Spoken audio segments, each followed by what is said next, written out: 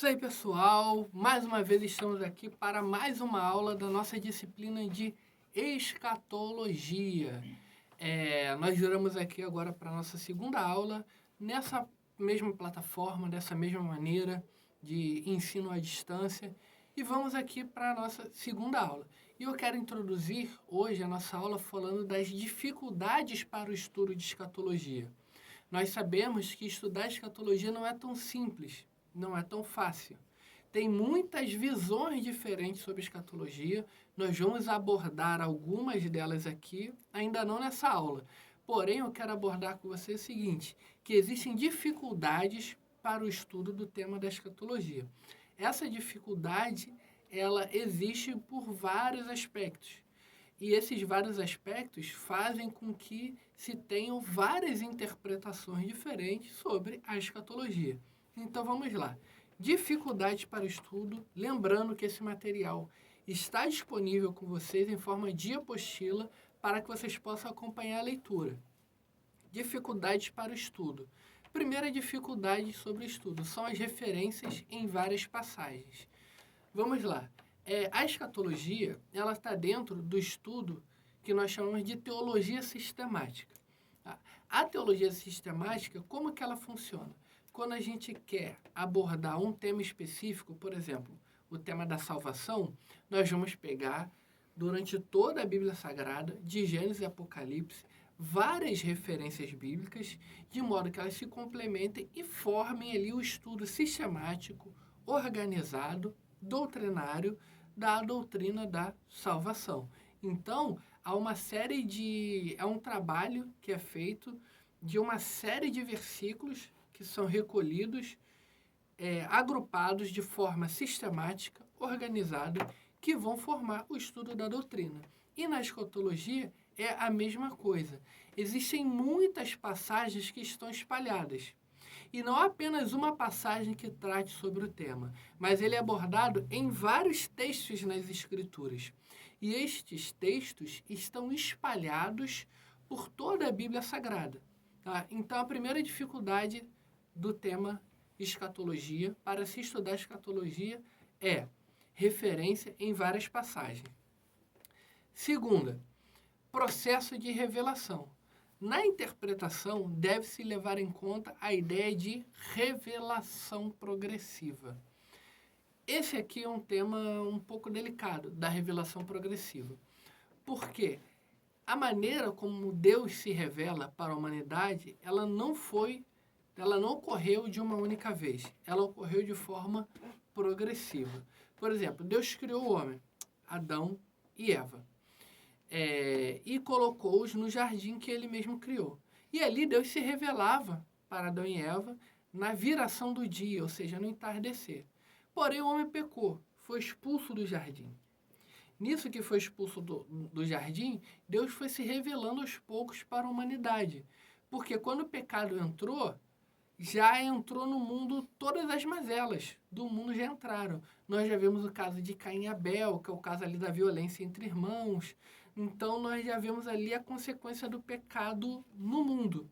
Então, pelo fato da consequência do pecado atingir toda a humanidade e nós vermos tudo isso ao longo da Bíblia, Deus foi se revelando nesse contexto.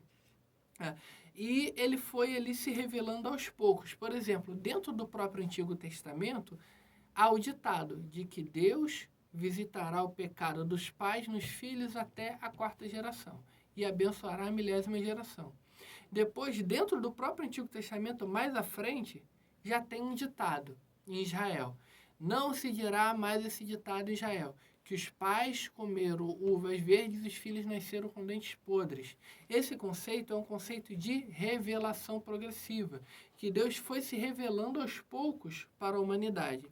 Deus se revelou ali, vamos pegar aí, com Noé, para livrar a humanidade do dilúvio. Depois ele se revelou para Abraão. Para Abraão, através de um homem, ele escolheu ali uma família. Depois de uma família, se tornou um clã, ali já com Jacó. Esse clã ali cresceu muito, virou um povo, mas esse povo não tinha uma terra, ficou escravizado do Egito, saiu ali do Egito, peregrinou pelo deserto, chegou a Terra Prometida. E quando chega a Terra Prometida, a maneira que Deus se revela para o povo na Terra Prometida é diferente. Porque no deserto tem coluna de fogo, coluna de nuvem, maná caindo do céu. Quando eles conquistam a Terra Prometida, já não tem mais disso. Por quê? A relação de Deus com o ser humano já evoluiu. E ele foi se revelando ali para cada um dos personagens bíblicos do Antigo Testamento. E essa revelação foi progredindo, até que chega um momento que é chamado de plenitude dos tempos. Nesse período chamado plenitude dos tempos é que vem Jesus Cristo de Nazaré. E Jesus Cristo veio, fez tudo o que ele fez, morreu na cruz para nos salvar dos nossos pecados. E o fato dele morrer na cruz fez uma mudança de aliança. E essa mudança de aliança mudou o relacionamento de Deus para com a humanidade. Então, todo esse conceito de revelação progressiva, as profecias estão dentro desse contexto, o que torna isso também uma dificuldade para o estudo da escatologia. O terceiro ponto é a questão de interpretação. E esse aqui é um dos pontos mais sensíveis, porque cada linha que entende o Apocalipse, cada linha teológica que entende o Apocalipse de uma forma diferente, é por causa desse ponto, questão de interpretações. Por exemplo, uma passagem, ela é literal ou ela é simbólica?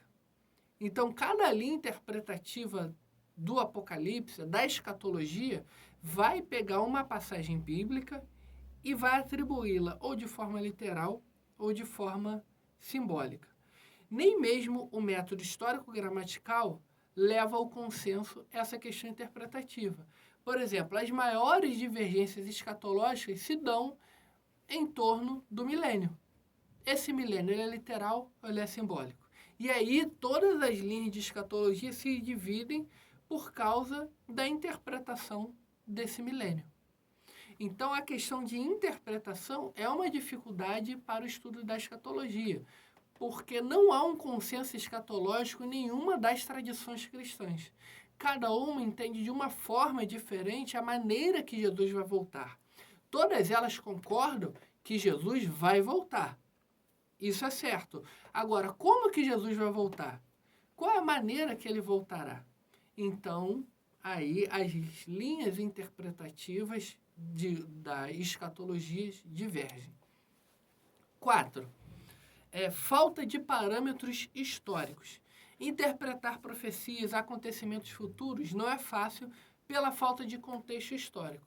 Nós vamos ver aqui, tem alguns métodos de estudo do Apocalipse que são o seguinte, que existem muitas dificuldades para entender o contexto dessas profecias.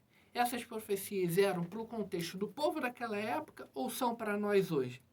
Então, esses parâmetros históricos, para se entender essas profecias ao longo do tempo, também é uma dificuldade para o estudo do Apocalipse. Tem também a questão, o ponto 5, a imposição do intérprete. Nem sempre é o que o texto diz, mas sim o que queremos que ele diga. O que isso quer dizer? Que nós, às vezes os teólogos, até mesmo nós, quando pegamos um texto bíblico, não levamos em conta o que o texto diz, mas nós atribuímos a ele uma interpretação que não está de acordo com o que o texto diz. Mas o intérprete da Bíblia lê aquele texto e interpreta de uma forma diferente. Então, tudo isso também é uma dificuldade para se interpretar o Apocalipse. Porque a pessoa que está lendo e interpretando entende o texto de uma forma diferente do que outra pessoa que está lendo e interpretando. E isso faz com que o estudo haja uma dificuldade. E o ponto 6 e último é a falta de uma fundamentação hermenêutica. A escatologia está ligada aos demais temas das Escrituras, como eu falei na aula anterior. Parâmetros incorretos de interpretação do todo prejudicam a interpretação de uma doutrina em particular. Ou seja, ela tem uma ligação muito forte, a escatologia, com a hermenêutica, que é a doutrina da interpretação bíblica. Então, quais são as ferramentas hermenêuticas que são utilizadas para se interpretar as profecias e as coisas que hão de acontecer?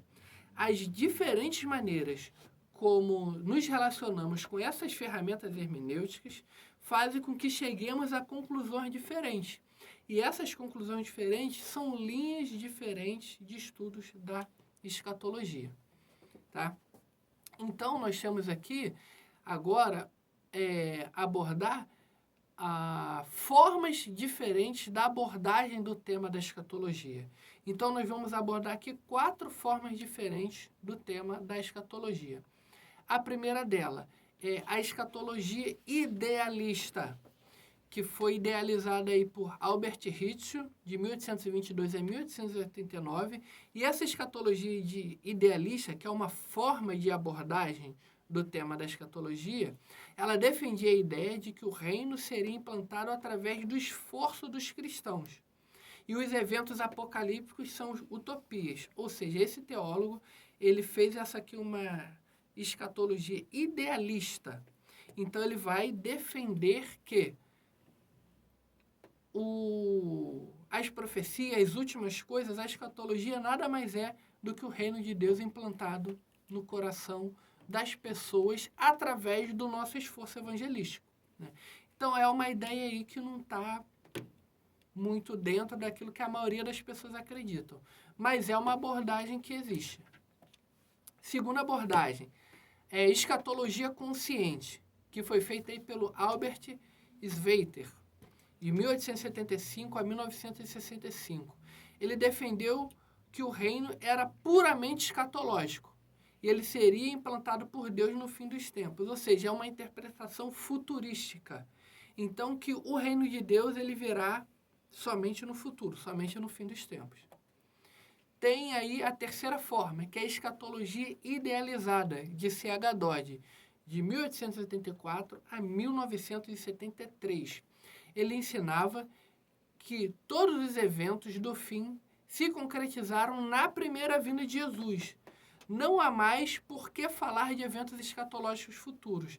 Então, essa abordagem da escatologia realizada vai dizer o seguinte, de que tudo que tem-se para falar de escatologia se cumpriu nos dias de Jesus, que não tem mais nenhuma profecia para hoje em dia. Todas elas se cumpriram no tempo de Jesus.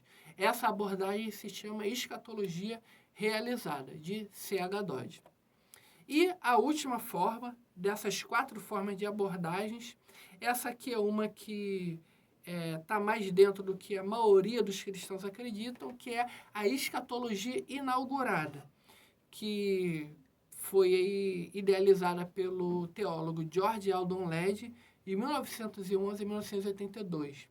Ele defendeu que o reino começou a sua implantação com a primeira vinda de Jesus, mas que se completaria no futuro.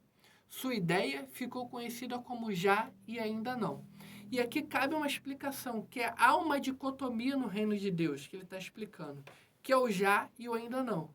Porque o próprio Jesus disse que o reino de Deus está próximo, que está chegado o reino de Deus, que o reino de Deus chegou, que o reino de Deus já começou. Porém, existe o aspecto futuro do reino de Deus. Por isso que há essa dicotomia do já e o ainda não, que é um aspecto presente do reino de Deus, que é a graça, a pregação do evangelho, e é um aspecto futuro do reino de Deus, escatológico, que ainda há de se cumprir, que ainda há de acontecer, que é chamado de ainda não.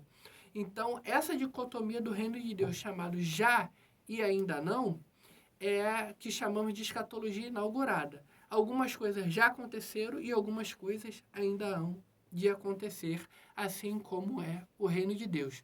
Tem coisas que já estão entre nós e tem coisas que ainda hão de acontecer. Tá bom, meus queridos? E assim terminamos a nossa segunda aula. Tá bom? Até o nosso próximo encontro. Fiquem com Deus e que Deus abençoe.